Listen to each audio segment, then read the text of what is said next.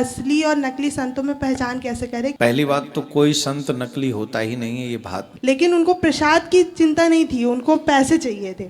दोष उनके अंदर ये रह गया कि अभी तक माया उनकी छूटी नहीं है, माया उनका पीछा नहीं छोड़ रही। और जैसा कि आप कथा में कहते हैं कि संतों को दूर से प्रणाम करना चाहिए, लेकिन हम उनको जब भी देखते हैं हम अपने मन ही मन में उनको प्रणाम कर लेते हैं। नहीं दिया जाता है तो वो फिर कुछ कुछ जो होते हैं वो प्रवचन उल्टा सीधा हाई लेवल पे क्रोध भरी दृष्टि से और उल्टा सीधा बोलने लग जाए तो न तो ऐसे लोगों का आशीर्वाद लगेगा, न उनकी बद्दुआ भी लगेगी हमें। राधे राधे महाराज जी। राधे श्याम। सबसे पहले तो मैं आपका हाल चाल लेना चाहती। आप फर्स्ट दिन जब कथा करके व्यासपीठ से उतरे थे तो आपका पैर थोड़ा डिसबैलेंस हो गया था, तो आपको लगी तो नहीं, क्योंकि हम आपको मन से गुरुजी मानते हैं, तो हमें बड़ी चिंता हुई आपकी। वो जो वो थी ना, क्या बोलते जो सीट जो थी वो हिल गई थी, जिसके कारण अब वजन भी कम है नहीं हमारा, तो हम हष्ट-पुष्ट आदमी। जी पूछो। जी मेरा प्रश्न ये है कि असली और नकली संतों में पहचान कैसे करें, क्योंकि मैं अपने साथ बता रही हूँ मेरा एक्सपीरियंस।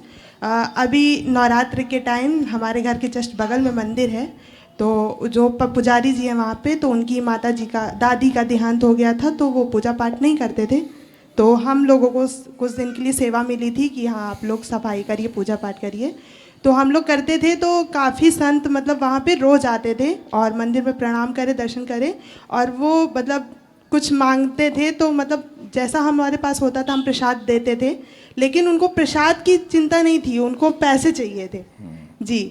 और मेरे भैया बैठे हुए थे, तो उनको लगा कि वो पुजारी हैं, तो एक बार तो मतलब उन्होंने मुझसे मांगा, तो हम कन्या तो ज़्यादा नहीं बोल पाए। फिर जब देखे कि हाँ हमारे भैया बैठे हैं, तो सोचे वही पुजारी है, तो उनसे मतलब वो अपना इशारों में जैसे भी वो शॉर्टकट में बातें करने लगे कि हाँ हमें क्या चाहिए।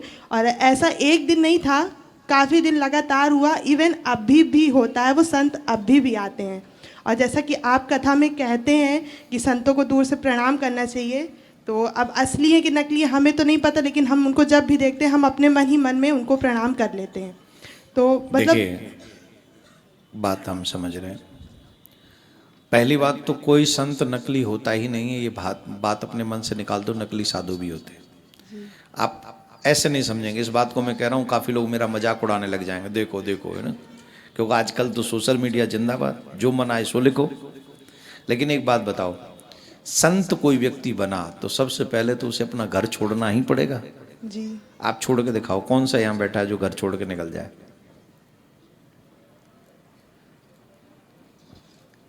अब घर छोड़ा है तो एक लक्षण तो साधु का है उनमें, दूसरा लक्षण उन्होंने भेष बनाया है, तीसरा आप इस दृष्टि से देखो कि उनकी माया अभी मरी नहीं है जी।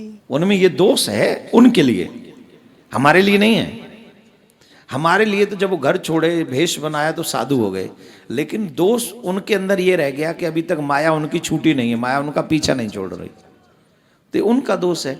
अगर वो मांग रहे हैं, अगर मैं सामर्थ्यवान हूँ, 10 20 50 रुपए दे सकता हूँ, दे दूं, भोजन करा सकता हूँ, करा दूं, अगर नहीं तो मैं हाथ जोड़ लूं, बजाय ये भावना लाने के कि नकली साधु हो सकते हैं, ये बेकार साधु हो सकते हैं। लेकिन महाराज जी, वो अगर नहीं दिया जाता है तो वो फिर कुछ कुछ जो होते हैं प्रवचन वो उल्टा सीधा हाई लेवल पे जी। तो यहाँ वहां पर एक बात समझ लेनी चाहिए कि बाबा जी आशीर्वाद दे रहे हैं। क्यों? जो न मांगने पर एक क्रोध भरी दृष्टि से और उल्टा सीधा बोलने लग जाए, तो न तो ऐसे लोगों का आशीर्वाद लगेगा, न उनकी बद्दुआ भी लगेगी, हमें कुछ भी नहीं लगने वाला है। लेकिन आप भावना से उनको प्रणाम जरूर कीजिए, आप उनको खिलाने की व्यवस्था कीजिए, कुछ खा सकते तो आप खाइए। मतलब आप, हम सनातनी, हम किसी की डिसरिस्पेक्ट नहीं कर सकते। मेरा धर्म नहीं सिखाता कि मैं माता जी को, पिताजी को, दादा दादी को, नाना नानी को, साधु महात्मा को, ब्राह्मण को, भक्त को, मैं किसी की डिसरिस्पेक्ट नहीं कर सकता। मेरे पुराण सिखाते मुझे, ये मेरी एजुकेशन है। मैं किसी को, मेरे पुराण नहीं कहते तुम गाली दो किसी को। आप कितने भी बुरे व्यक्ति का फेस करो आप सामने, लेकिन आप उसे गाली मत दो। और बोले वो हमें वो गाली दे, तो बोले वो जो गाली दे रहा है वो ऑलरेडी गिरा हुआ है, जो गाली दे रहा है वो गिरा हुआ है, उस गिरे हुए के साथ गिरने से क्या फायदा? राइट? तो हमें गिरे हुए के साथ गिरना नहीं है, हमें गिरे हुए को भी उठाने का प्रयास करना है। और जब तुम प्यार से उनको अच्छा व्यवहार दोगे, आज नहीं तो कल, कल नहीं तो परसों उठ ही जाएगा, ठीक है ना। ऑलरेडी गिरे हुए को उठाने का प्रयास। तो हमारे उनके पास जो भी प्रसाद रहता था बस वो हम देते देते रहो। थे। अभी भी देते रहे जब आ जाए। राधे जी, राधे। थोड़ा सा और मेरा डाउट था, वो एक्चुअली सभी लड़कियों के लिए है। जैसे कि सभी लड़कियों के पेरेंट्स को चिंता रहती है कि हमारी लड़की की अच्छी घर में शादी हो जाए, तो ऐसे मेरे साथ भी है। बहुत फैमिली फोर्स नहीं करती है, मतलब कहती कि हाँ लड़की है तो शादी करनी है, और हम नहीं करना चाहते। मेरे लाइफ का सिर्फ 2 ही एम है। एक, या जब तक शरीर में ताकत है हम देश की रक्षा करना चाहते हैं, आर्मी में जाना चाहते हैं, और अगर शरीर में ताकत नहीं रहेगी तो फिर कन्हैया की सेवा करना चाहते हैं। लेकिन फैमिली इस बात को नहीं समझती, वो शादी शादी, क्योंकि लड़की हैं तो वो एक्चुअली मेरी मम्मी कथा सुनती हैं, तो उनको कथावाचक ने किसी ने बताया कि जिसकी संतान लड़की है और अगर उसने कन्यादान नहीं किया तो उसको नर्क मिलेगा।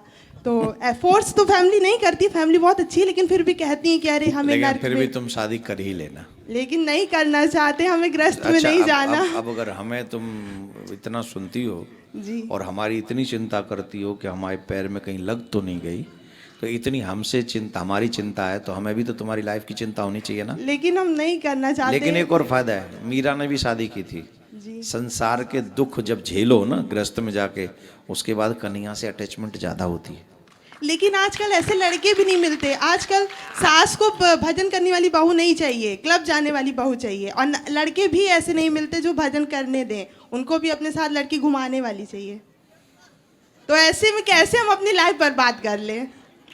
हमें नहीं करनी शादी, लेकिन ये बात हम फैमिली को कैसे समझाएं? वीडियो में पहुंच जाएगी उन तक। हाँ, नहीं नहीं, शाम को मम्मी आएंगी कथा में। नहीं नहीं, ये वीडियो बन रहा है ना। अरे अरे अब तुम ये बताओ कि वीडियो डलवाएं कि नहीं? तुम कहो तो नहीं डलवाएंगे, मना कर दो। डलवाएं कि नहीं? अगर सभी लड़कियों की ये समस्याएं हो तो डलवा दीजिए, ताकि उनको सुन अब के देखो शायद- ये कह रही नहीं, तो आप मना करो तो हम अभी कटवा दें, हमारा कोई फर्क है नहीं। आजकल हम मेरा ये स्वभाव है, सिद्धांत है, हम किसी का दर्द नहीं शेयर करते, लेकिन ये दर्द आम लड़कियों का है। ये हम आप सबसे एक ही बात निवेदन करेंगे, जितने भी इस वीडियो के माध्यम से माँ बाप सुन रहे हैं, प्लीज़ अपने बच्चों को गुंडे बनने से बचाओ। उन्हें घुमाना फिराना ठीक है, एक मर्यादा में रहे, अच्छी बात है, लेकिन वो अच्छे हों, ड्रिंकर ना हो, शराबी ना हो, जुआरी ना हो, व्यभिचारी ना हो, माथे पे तिलक हो। आज अच्छी बच्चियां डर रही हैं आपके लड़कों से, सोचिए कितने बड़े दुर्भाग्य की बात है इस देश के लिए कि लड़कियां कह रही हैं कि हमें शादी नहीं करनी। क्यों नहीं करनी? क्योंकि लड़के अच्छे नहीं मिलते। ये डूब मरने वाली बात है हम लोगों के लिए। बच्ची का तो सम्मान करना चाहिए इसका, लेकिन अच्छे लड़के नहीं मिल रहे हैं, तिलक लगाने वाले लड़के नहीं मिल रहे हैं, अच्छी बेटियों को रखें। आजकल ऊंचे जो स्कर्ट वाली लड़कियां घुमाने वाले बहुत मिल जाएंगे। जी, नहीं, जो ऊंचे सैंडल वाली होंगी ना, वो घर नहीं चलाएंगी, वो होटल में ही ले लेके जाएंगी बार बार तुम्हें। लेकिन जो ऐसी संस्कारी बेटियां होती हैं ना, जिनके माथे पे तिलक, गले में कंठी, हृदय में ठाकुर का प्यार, सही माने में वही घर चलाती हैं। तो हम निवेदन करेंगे आप सबसे, प्लीज़ अपने घर का माहौल ऐसा बनाइए जैसे इन बेटियों को डर न लगे। हमारे घरों में सासू माँ भी ऐसी बने, ससुर भी ऐसे बने, पति भी ऐसे बने कि हमारी बेटियों को डर न लगे, प्लीज़। और जो फैशन में घूमने वाली हैं उनको वैसे मिल जाएं, लेकिन लड़के अच्छे हों, ये निवेदन है। ठीक है बेटा, धन्यवाद। सर शाम को मेरी मम्मी आएंगी, तो थोड़ा हो सके अगर आपको याद रहेगा तो थोड़ा कुछ इस विषय में कुछ बोल दीजिएगा, ताकि हमारी मम्मी भी सुन लेंगी। I will try. Okay, Radhe Radhe.